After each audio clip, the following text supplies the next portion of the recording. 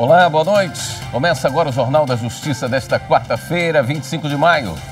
Presidente do Supremo Tribunal Federal, ministro Luiz Fux, abre seminário Repercussão Geral, 15 anos, origens e perspectivas. O evento promovido pelo STF vai possibilitar o debate sobre medidas constitucionais e processuais referentes à repercussão geral para aprimorar ainda mais o sistema. Esse é um dos destaques da edição de hoje. E você vai ver também. Plenário do STF começa a julgar a validade de convenções coletivas de trabalho que restringem direitos de empregado. Supremo invalida norma federal que acabava com pena de prisão disciplinar de policiais militares e bombeiros. E ainda, na terceira reportagem da série sobre os 15 anos da repercussão geral, você vai ver como esse instituto contribui para reduzir o acervo no STF.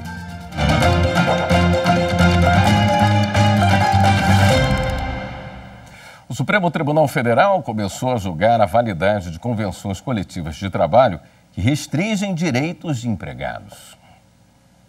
A ação foi proposta pela Confederação Nacional dos Transportes. A entidade questiona decisões do Tribunal Superior do Trabalho e de tribunais regionais do trabalho, que declararam inválidos dispositivos de convenções coletivas pactuadas entre transportadoras e motoristas, e assim condenaram os empregadores ao pagamento de horas extras e de horas trabalhadas em dias de descanso antes da vigência da Lei 12.619 de 2012, que disciplinou os direitos e deveres dos motoristas profissionais. Em dezembro de 2019, o relator da ADPF, ministro Gilmar Mendes, determinou a suspensão de todos os processos na Justiça do Trabalho que tratem da validade de norma coletiva que restrinja direitos trabalhistas não previstos constitucionalmente, inclusive sobre jornada de trabalho de motoristas de transporte de cargas.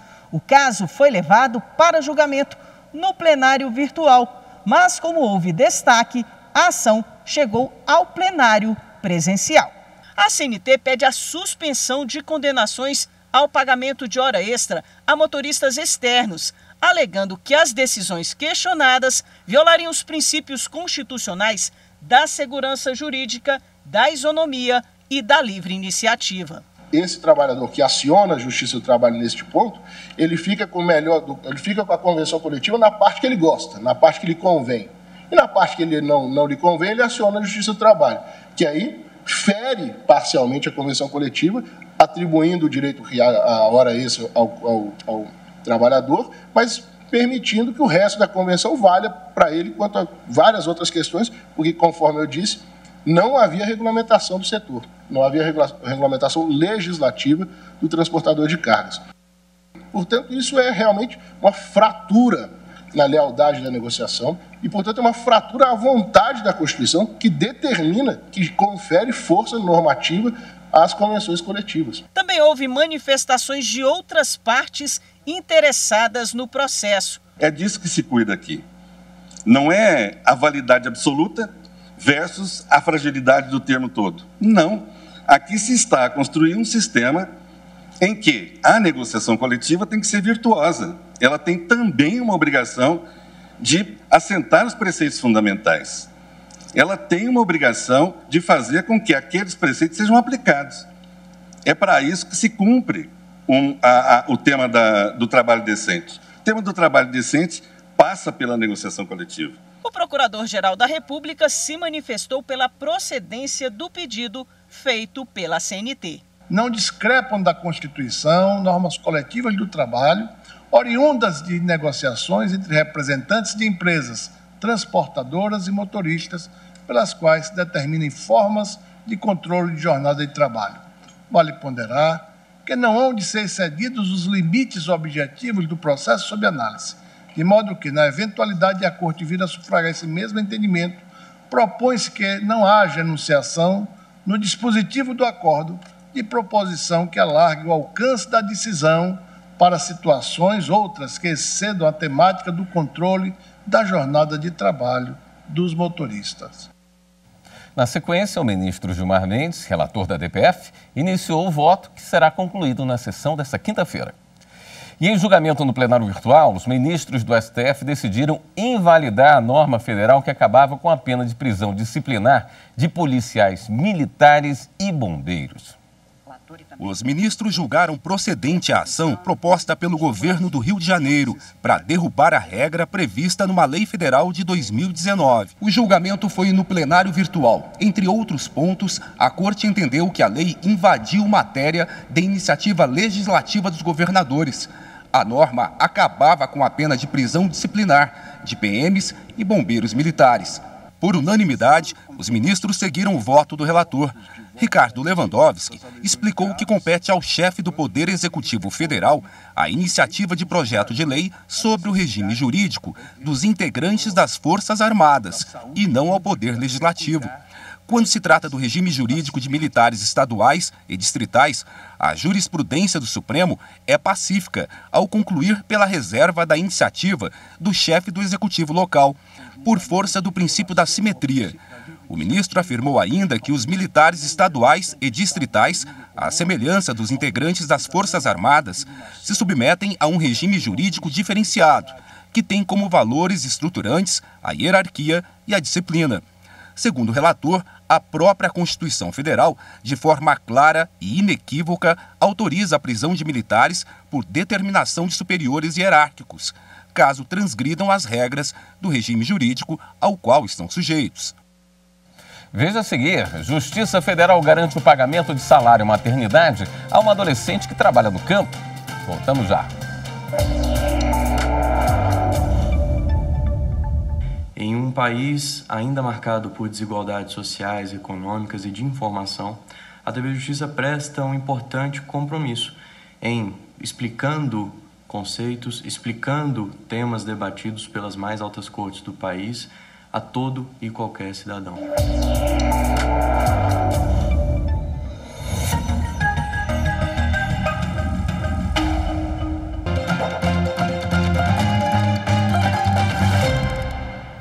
Uma decisão do Tribunal Regional Federal da Primeira Região garantiu o pagamento de salário maternidade a uma adolescente que trabalha no campo.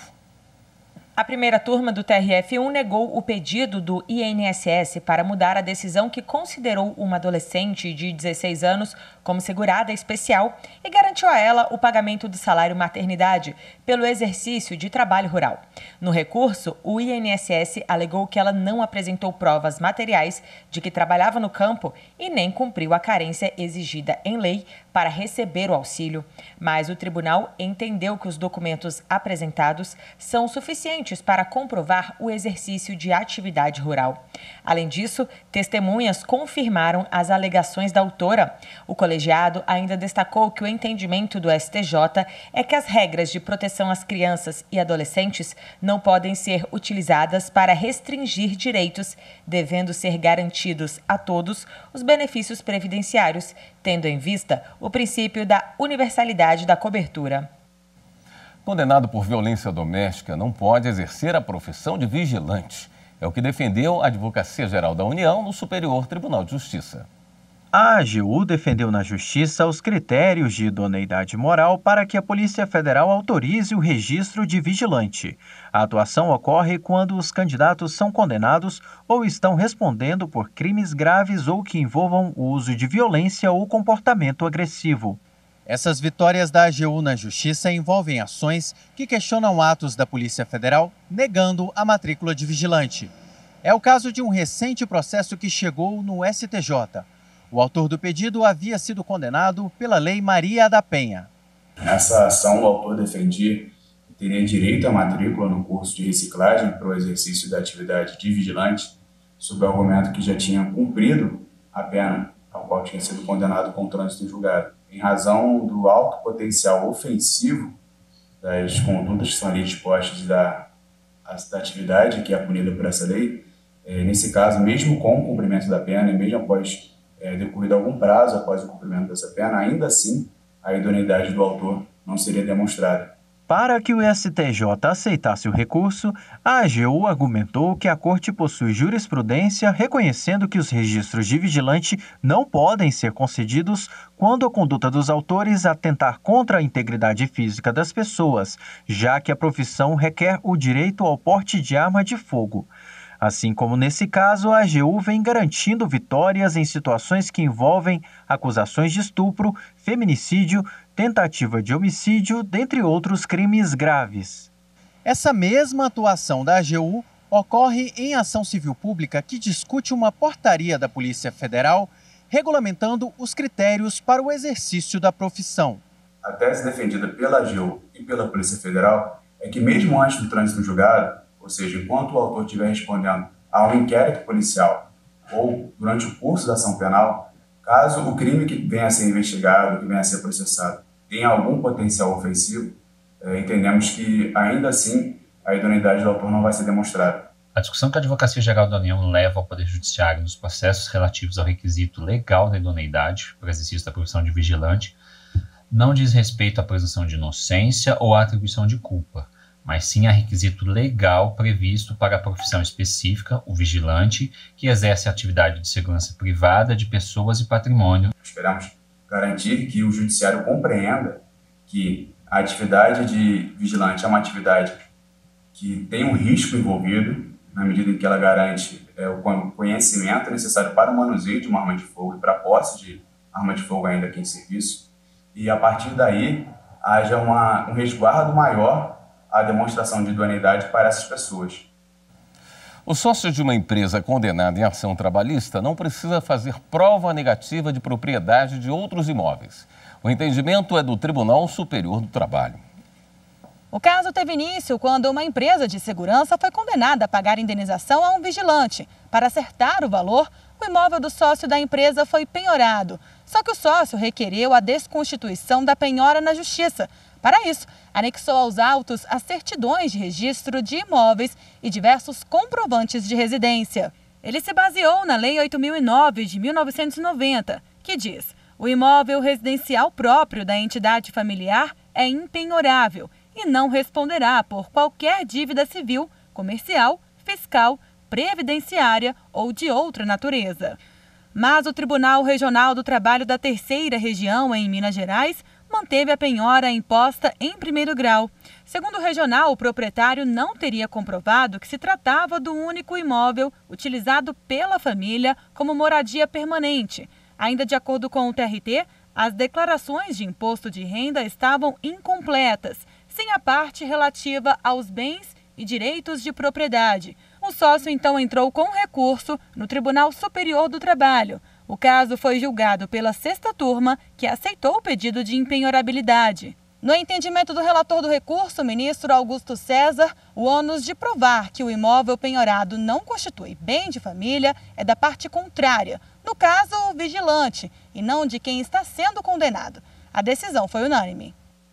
O Superior Tribunal de Justiça reafirmou o entendimento de que a competência exclusiva do Ministério Público oferecer o acordo de não persecução penal.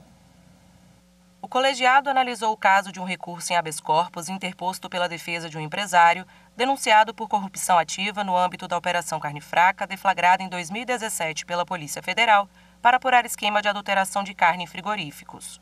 Após o encerramento da instrução penal em 2019, em virtude do início da vigência do pacote anticrime, foi aberta vista para que o Ministério Público Federal se manifestasse sobre o interesse em propor o acordo de não persecução. Mas o órgão se opôs à oferta porque, entre outras razões, a denúncia contra o empresário já havia sido recebida. A defesa impetrou habeas corpus, no qual alegou falta de fundamentação legal para a negativa do Ministério Público, o que justificaria a intervenção judicial.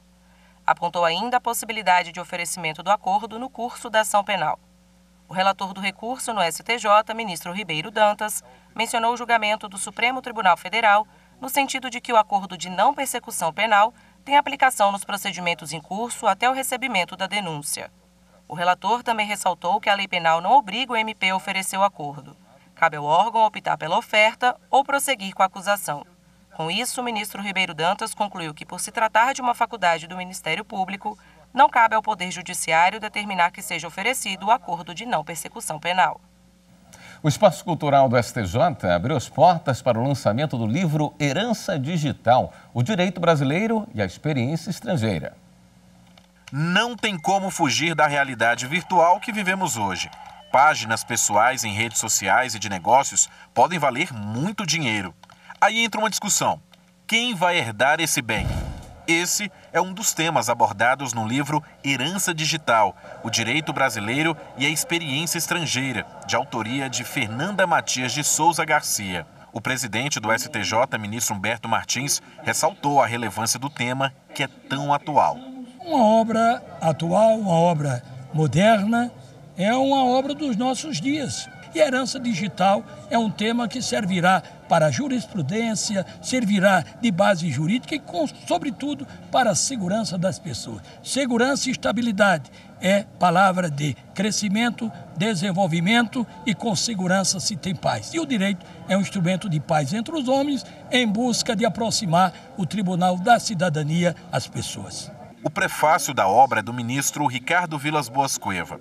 Em um trecho, ele escreve: os parentes de usuários de plataforma digital pretendem ter acesso ao mundo virtual do falecido, seja para reviver momentos da vida, seja para melhor enfrentar o luto, seja ainda para inventariar os bens. É um tema que já tem merecido alguns julgados relevantes em outros países e no Brasil também. É um tema que foi objeto agora de um enunciado na 9ª Jornada de Direito Civil, que se realizou semana passada no Conselho da Justiça Federal. É um tema muito atual, muito relevante para todos, né? Porque envolve a sucessão daqueles bens digitais que devem seguir a regra normal da sucessão dos outros bens. E esse debate, então, acaba sendo muito importante. Herança digital traz temas como testamento eletrônico, tutela póstuma de dados pessoais e da privacidade, transmissão de ativos digitais, arquivos em nuvem, publicações e redes sociais, entre outros pontos. Segundo a autora, a servidora do STJ e assessora do ministro Vilas Boas Cueva, Fernanda Matias, a obra também discute a existência ou não de parâmetros atuais suficientes no Brasil para dar destino à herança digital. O destino dos nossos dados não estão regulamentados e é necessário, sim, por hora, regulamentar. Enquanto isso não acontece, o que se defende no trabalho é que justamente o Código Civil nos resolve parcialmente a questão. A sucessão universal é a solução adotada no sistema e o mundo analógico ele é paralelo ao mundo virtual. Às vezes o virtual chega a ser até mais real do que o analógico atualmente. No próximo bloco, a gente mostra como a repercussão geral ajudou a reduzir o acervo no Supremo. Voltamos em instantes. É muito importante que o direito possa ser difundido, que os ideais e a noção de justiça venha a ser apresentada para a população, desde aqueles menos conhecedores até os mais informados. É muito importante que a TV Justiça cumpra o seu papel institucional de difundir, de viabilizar, de ser um meio de comunicação entre a sociedade e os operadores do direito.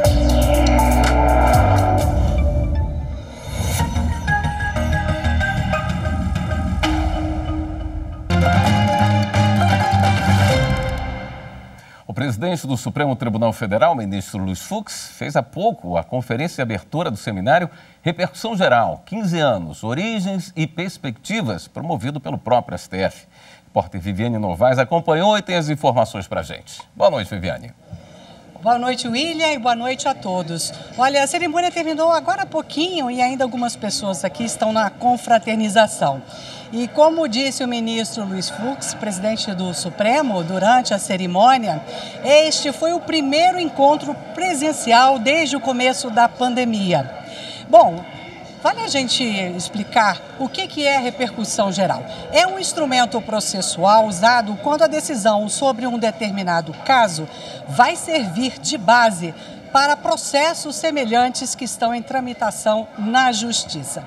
A cerimônia aqui no Salão Branco do Supremo contou com a participação de ministros do Supremo, de outros tribunais brasileiros, também o Procurador-Geral da República, o Advogado-Geral da União e o presidente do Conselho Federal da OAB. O seminário vai debater medidas constitucionais e processuais sobre repercussão geral, William, durante todo o dia de amanhã e também na sexta-feira. E será realizado de forma híbrida, ou seja, presencial e também online. Os participantes são juízes, ministros, representantes da Suprema Corte, de outros tribunais e das turmas recursais que têm competência para mandar recursos extraordinários ao STF. A cobertura completa você assiste amanhã na TV Justiça, durante o Jornal da Justiça, primeira edição. William. Obrigado, Viviane. As estatísticas do Supremo Tribunal Federal apontam uma considerável redução no número de processos protocolados e distribuídos na Corte a cada mês, desde que a repercussão geral passou a ser requisito obrigatório para os recursos extraordinários no STF. É o que você vai ver agora em mais uma reportagem especial da série produzida pela TV Justiça.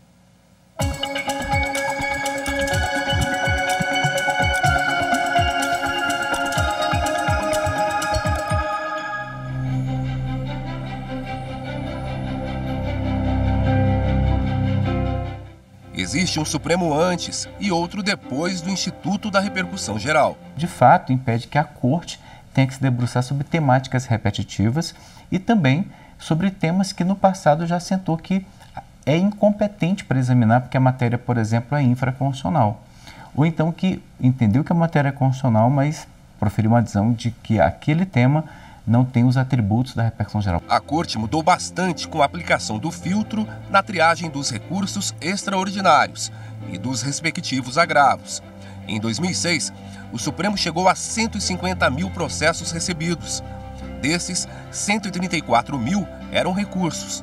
No ano seguinte, com a entrada da repercussão geral, a queda já foi expressiva. A partir daí, ano a ano, mesmo com oscilações, prevaleceu a redução.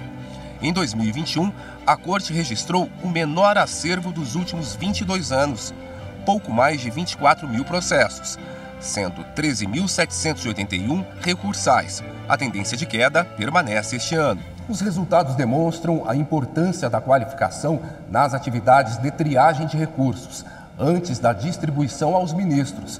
O presidente do Supremo tem competência para devolver ao tribunal de origem o recurso extraordinário, que trata de uma mesma questão já submetida à sistemática da repercussão geral. A partir do leading case, analisado no julgamento do recurso extraordinário com repercussão geral reconhecida, os ministros aprofundam o debate sobre um assunto e o resultado atinge processos com temas semelhantes em todo o país, que ficam suspensos, à espera do desfecho do caso. O levantamento histórico mostra que o STF analisou mais de 1.200 temas. 809 tiveram a repercussão geral reconhecida e 393 negada. 625 foram julgados, sendo 141 reafirmações de jurisprudências e 184 estão pendentes. Em 2020, a Corte bateu recorde histórico de 135 méritos de recursos extraordinários julgados, sendo 117 deles de forma virtual. Em 2021, foram 65 julgamentos de mérito em recursos extraordinários. Desse total, 45 eram de temas já criados e em 17 houve reafirmação de jurisprudência no ato de reconhecimento da repercussão geral.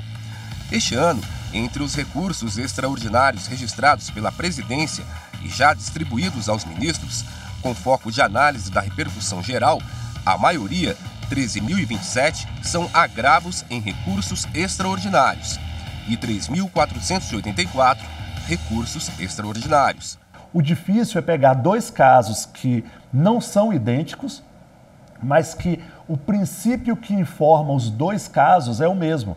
E por isso, porque o princípio que informa os dois casos é o mesmo, é possível extrair e aplicar aquele precedente nesse outro caso. Outro dado importante mostra que em 2021, as decisões dos tribunais de origem foram reformadas pelo Supremo em apenas 3,6% dos casos. A taxa de provimento por classes é de 1,2% para os agravos em recursos extraordinários e de 16,1% para os recursos extraordinários.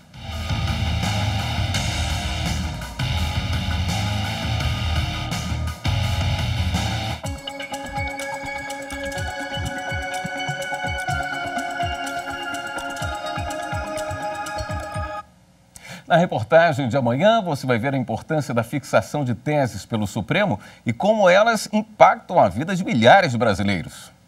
Esta edição do Jornal da Justiça fica por aqui. Obrigado pela sua companhia. Até amanhã.